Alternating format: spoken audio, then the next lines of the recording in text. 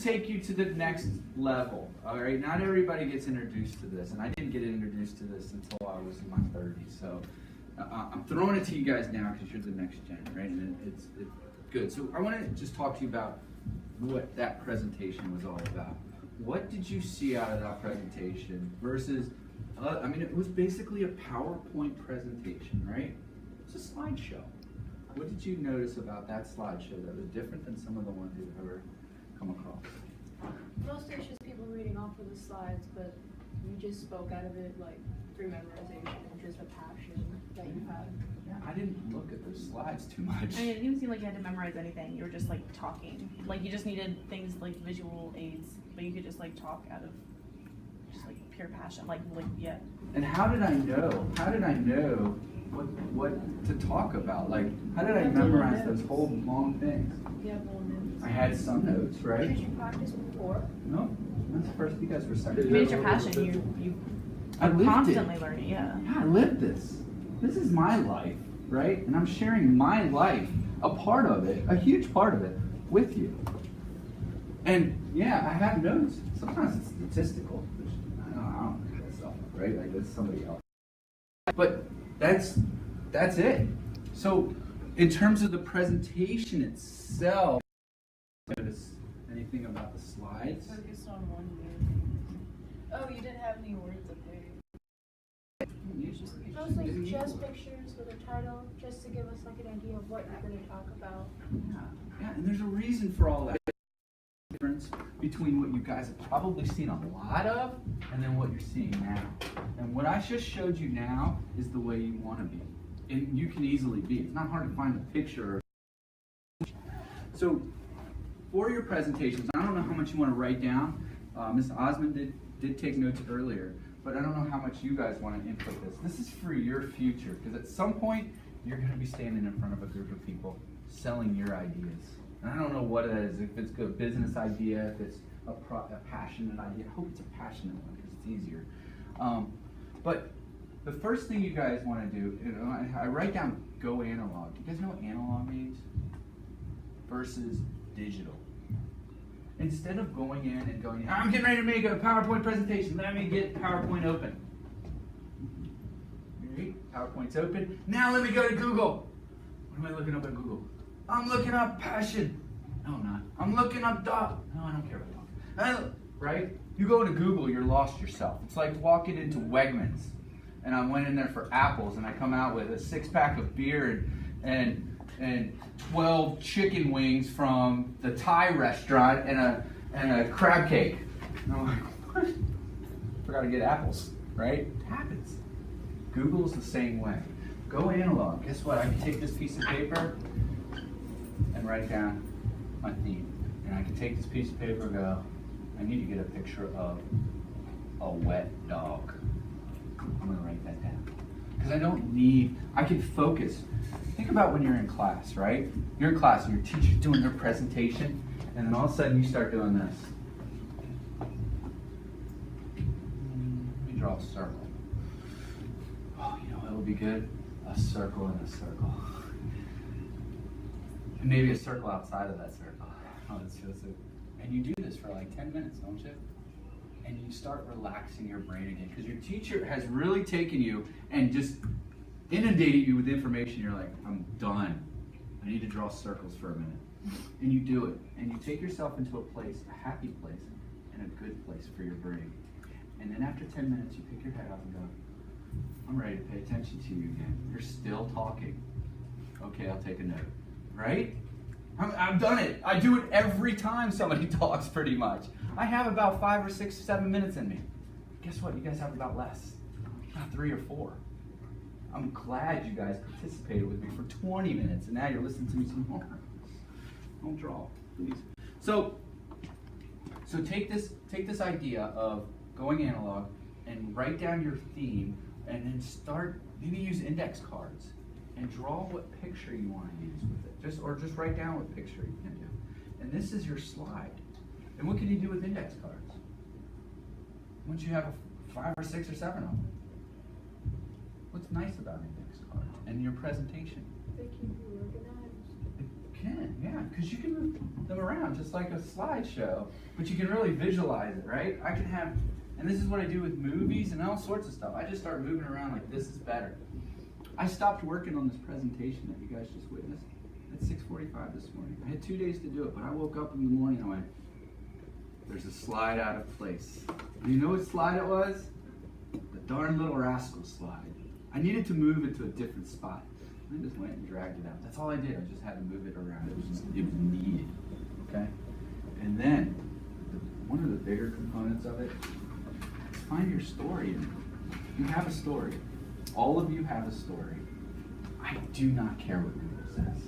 The Google part is the most boring part. We've all heard Google, and it's so boring. It's just data. It's just facts. It's somebody else's stuff. I want to hear your story. I'm going to be into your story. If your story is trying to flip bottles and catch it onto the bottom of it, and you've done it a bottom onto the top and a top, I want to hear that story because that's going to be a good story here. So I came up with something. I came up with the 5 S's for you guys. I made this up all by myself and the thesaurus on the internet. So the first one is, for you to build a presentation, it's 5 S's. First one is subject. Makes sense, right? Come up with your theme. What is your subject? My subject started as the placebo effect. I really wanted to teach you guys what the placebo effect was. Have you ever heard of the placebo effect? Basically a rumor that starts in, how boring would that have been? But that's where it started. So that was my subject, and it morphed, and I was like, you know what, I read this book, oh, I did this, oh, I like this, oh. And then I came up with a statement. You remember my statement at the beginning and the end? Why you shouldn't change the world. Why you shouldn't change the world. Not why you couldn't, it was why you shouldn't change the world. I could have put couldn't, but it's just shouldn't. And it's not that you can't. I just wanted you to look at locally, where are you with your passion, right? That was my message. So I chose a profound statement was my subject, but none of it started from scratch. So the second thing is, follow me on the S's. Subject, certainties. I know certainties doesn't start with an S, but it sounds like it. So let's go with phonics here. Certainties. So subject, certainties. Certainties are facts. What facts do you know about this? You know something about your passion. You know whether or not this happened or this happened or this happened. If you feel like it later on, once you go through these couple facts, then you can go on Google and get the actual stuff. That's what I did. I just knew what facts I kind of was looking for. Where was people's views of pit bulls at some point? I wanted to find that. And so I was looking up the right questions because I had an idea already in my mind. But I was all analog to begin with. Okay? The next one, the slide. What's going to be on the slide? What picture do you want to put on the slide? You want a picture of a wet dog? Let's write down wet dog. Then I don't have to go to the internet and get lost at Wegmans and end up with a 6-pack of beer. Some of you might like that, but you don't have to have that happen. You end up with a wet dog picture. Exactly what you came onto the computer for, and you are so productive versus getting lost into Google. So, you have subject.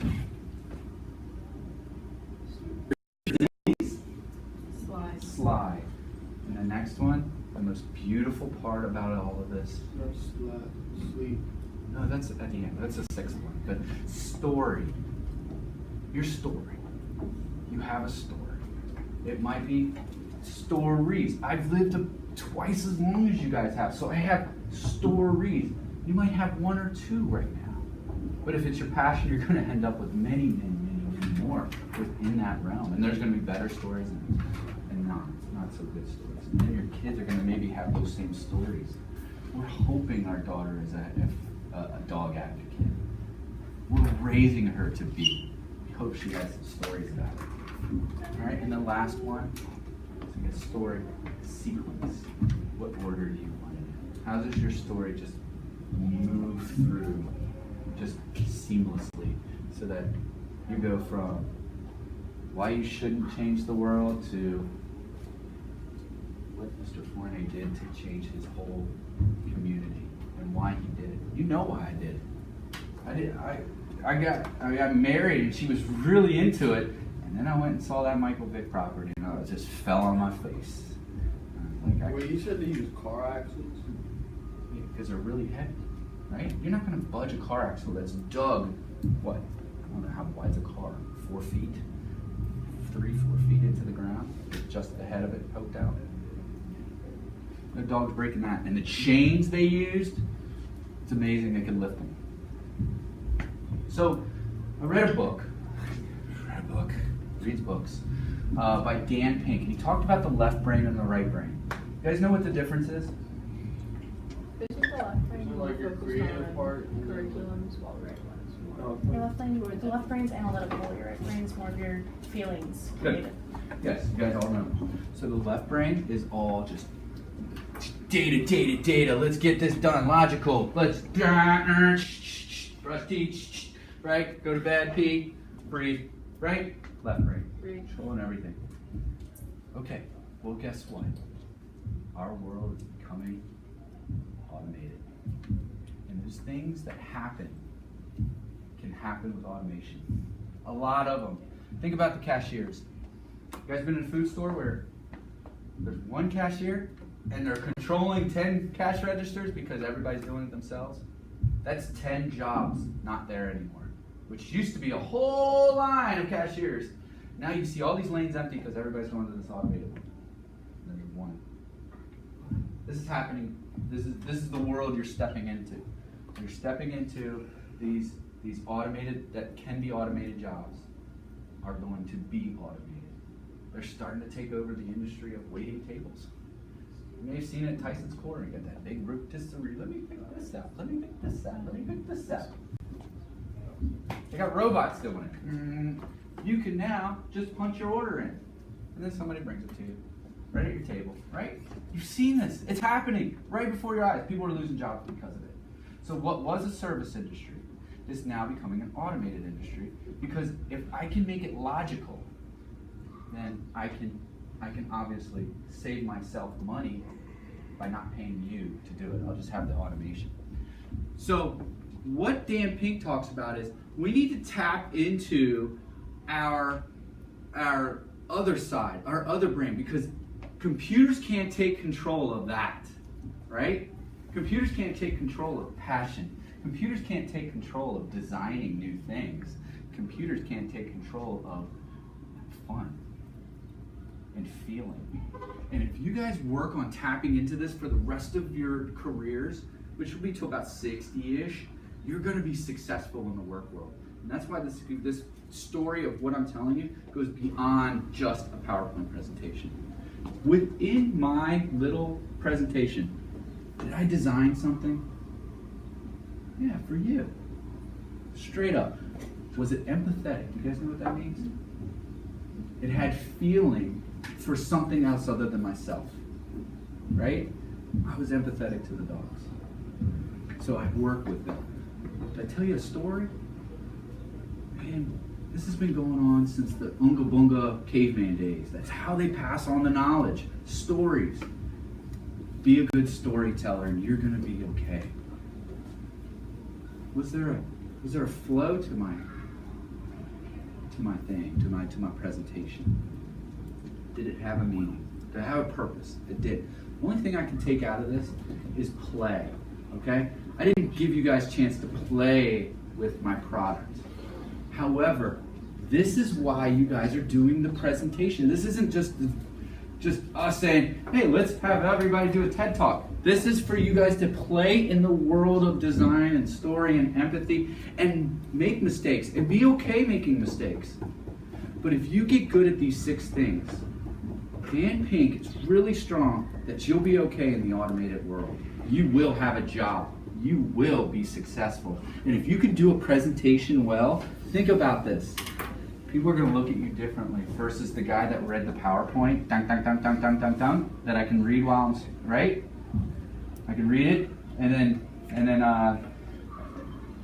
that's it. Like, why did you even talk? I could have read your PowerPoint.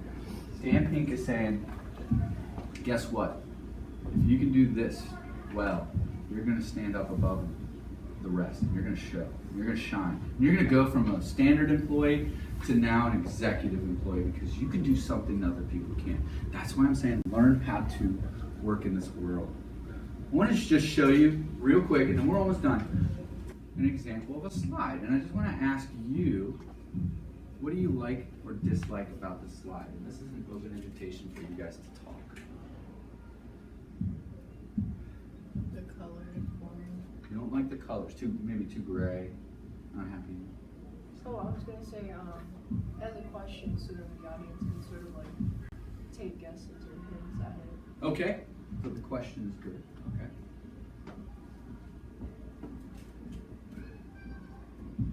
You're looking at a slide. I'm a teacher, I'm teaching you. Here's my slide. It's too like, I don't know. Like there's not, like why should we care about this? There's no like story behind it. There's story behind it, and maybe I don't tell a story, maybe I just read the slide. I want to show you what this slide morphs into when you're trying to do the presentation well.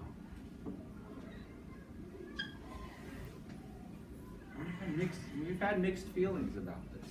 So here's the slide as it has been changed to from the original slide, and here's a side-by-side comparison. So you like the colors, so the brightness.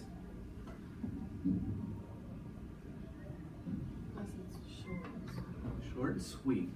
You guys are, I can put myself in this category now, and probably generation, boomer, whatever generation, right? We are now kind of like a micro-bit informational generational like society, right? We only like little bits of information. Do not overfill us. We've tuned you out after 5 words, right? Pretty much. So if I'm here and I'm teaching, I'm going to teach you, I'm going to go through this. I'm going to teach you about food self-sufficiency today. And I'm going to start out with, in 1961, you know Japan's food self-sufficiency was at 78%.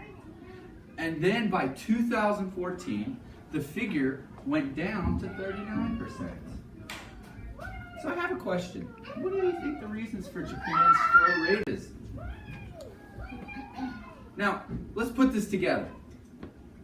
I just read you exactly what was there, right? I could have handed this out to you and had you fill in the blank maybe, right? Or I could have just given you this slide and you would have listened to me, because how fast does it take you to go from read 78% and 39%? Less than a second, right? And now suddenly you're paying attention to me when you're like, ooh, what's he gonna talk about? And what is this picture of? Ooh, he's got a Japan flag on here. He's got a little Japanese man working in the fields. This is more real. It's a real picture. Ooh, he's got his rice and bowl with clip art. Look at that. That is a good rice bowl with clip art. And look at all the words. So there is a left brain, right brain thing here. And this is very important to know for anybody. You cannot read and listen to me well. You can't read this and try to listen to me. It's just like texting and driving. Try it. No, don't try it. You text and drive, you're going to be like this. You just are. You think you're driving straight, car behind you going, I'm going to back off while this person gets in a wreck and runs off the road. It happens. You cannot do these things well. You can't listen to music and study well. You just can't. You think you can, but you can't. Your brain doesn't work like that. Proven, right? It's physical. I want you to look at this beautiful, beautiful slide. Busy, isn't it? But I have an apple here. So what's it mean? Well, let me read you the slide. I'm not going to. But that's what you're used to, isn't it? Or I just give you the picture of what is real in your world. This is real. This is the garbage dump of your world. Our world. This is our oceans today. I mean, Miss Osmond might know, but there's a huge garbage dump in the middle of the Pacific. It's huge. And it just sits there. And ships have to go around it. But I could tell you a story about this because this is a picture I took. Not personally, but that's the way these work. And there's a side-by-side comparison. You can see, I could tell you a story here, you'll listen. Putting that, 150,000 tons, you knew right away to look at that. Here, focus on the bonefish here? What does it really mean? I know what it means now. I can process this way quicker than I can process that. That means you're going to listen to me, and that's the point of this presentation, versus read that. And let's look at the last one. I have 3 of these. Not bad. Contrast is okay. I can read this very clearly. Obviously, it's in red, so I must understand it, right? You're going to listen to me, or you go with a quote. It's a gray, it's a gloomy slide, but I got a quote here, and now I'm going to tell you about that quote, and you're going to listen. I'll give you maybe 2 seconds, 3 seconds to read it, but you're not going to not listen to my story because you're stuck going, what colors, and why is this picture so small? I really like to see what he's looking at. Now you can. So much better. One picture. That's it. This is how we used to. This is the world of presenters that you see today. They're kind of stuck in this realm. We learned as a child, I have to have 7 lines per slide, or close. I can't have any more than this. And each line has to have 7 words or less. So this is how it would look on every slide. And then that's where you end up. And that's where you end up with a lot of presentations today. And I'm going to read you every one of these words, and then that means you understand it, right? Start drawing circles. Start drawing circles, because I start drawing circles as soon as I look at the slide. That's pretty much it. So the question is, what steps are you going to take to get to a solid presentation? It's time for you to play. And have fun doing it. Don't be boring. Don't do it because you have to. Do it because this is a step. It's a step to possibly a higher order career. Just because you can do presentations well. I'm going to call on you and a raise to do this presentation. And people pay tens of thousands of dollars for good presenters. Not hard to get good at it. And if you're passionate about it, it makes it a lot easier. Cool? Good job. So, digitally, I just want to show you what happened here, okay? Digitally, I want to show you what happened. So, what you can't see is everything I talk about is right here. It's just on my screen. What you can't see is that's up there. So what's happening, and I'll show you on there, is what I did is, hold on,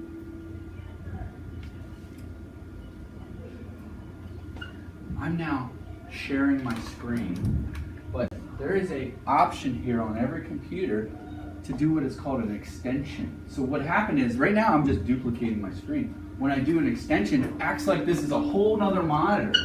So I have this monitor and that monitor. So when I went to extension, my screen disappears. But it's still here. This is how presenters present. They have 2 screens. They have their notes screen, so they don't have to carry index cards. And so, when I go to present, hold on, I'm going to go share screen so you guys can see. When I go to present, it looks like that on my screen. It's still the same because I'm with that. And I go to presenter view, and I could have gone to this audience tools, which allows you guys to text in questions and answers while I'm talking. But I didn't want that. I didn't need that. So I just went over to speaker notes. So I have this slide I want to read, but I have this slide I want to show you. Then I switch it to extension. And I simply take this slide and slid it over. And then I make it full screen. And over here, I still have my notes. So then I use this tool which allows me just to flip through my slides. And it flips through my notes. So everything I had was to back me up. I could tell the stories, but I needed my notes. They kind of jog my memory a little bit. And then one last trick. Check this out. This was cool. I discovered it while I was doing this for you guys. I had a problem.